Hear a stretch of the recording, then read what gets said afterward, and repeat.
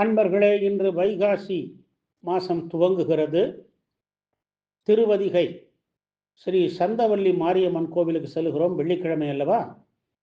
கடலூர் மாவட்டம் பன்ருட்டியிலிருந்து 2 கிலோமீட்டர் தொலைவில் உள்ள திருவதிகையில் பாரதி தெருவில் அமைந்துள்ளது இந்த சந்தவள்ளி மாரியம்மன் கோவில். திலகவதி வாழ்ந்த ஊர்.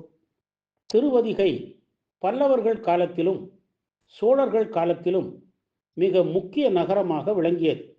இங்கு உள்ள வீரட்டேஸ்வரர் திருக்கோவில் ஆங்கிலேயர் ஆட்சி காலத்தில் இராணுவ மையமாக விளங்கியது.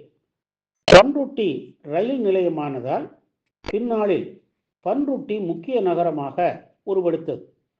திருவதிகை அந்நாளில் வியாபாரிகள் கூடும் வாரச் சந்தையாக விளங்கியது.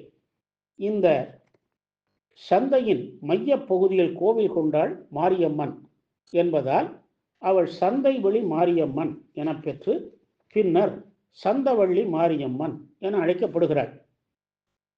இன்றைக்கு சந்தை கூடுவதில்லை என்றாலும் அம்மன் புகழ் பெற்று விளங்குகிறாள். ஊரின் காவல் தெய்வமாகவும் பல ஊருக்கு குல தெய்வமாகவும் இந்த அம்மன் இன்றும் விளங்குகிறாள். தமிழகம், புதுச்சேரி மாநிலங்களை சார்ந்த பலரும் குடும்பத்தோடு வந்து பொங்கல் வைத்து வழிபடுகிறார்கள்.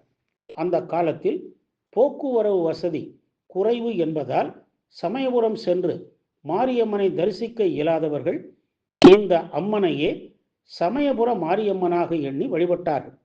அன்னையின் உருவமும் அதனை வெளிப்படுத்துகிறது.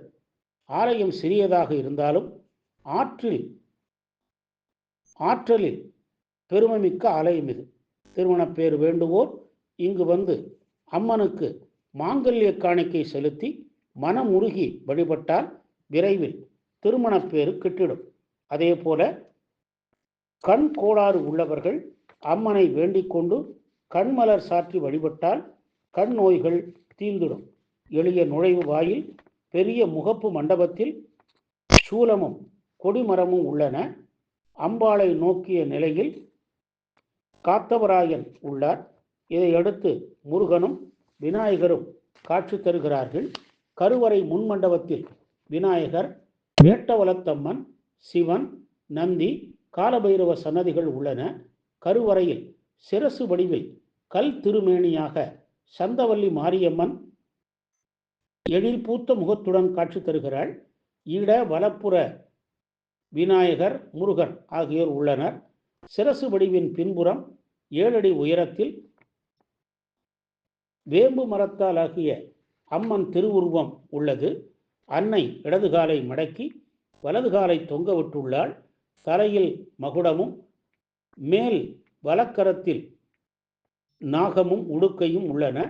மேல் இடக்கரத்தில் திரிசூலமும் கீழ் வலக்கரத்தில் கத்தியும் கீழ் இடக்கரத்தில் கபாலமும் தாங்கி 5 தலை நாகம் குடை விரிக்க அமர்ந்துள்ளாள். மேலும் 1 அடி உயர அம்மன் சிலையும் 2 அடி உயர உற்சவர் சிலையும் உள்ளன.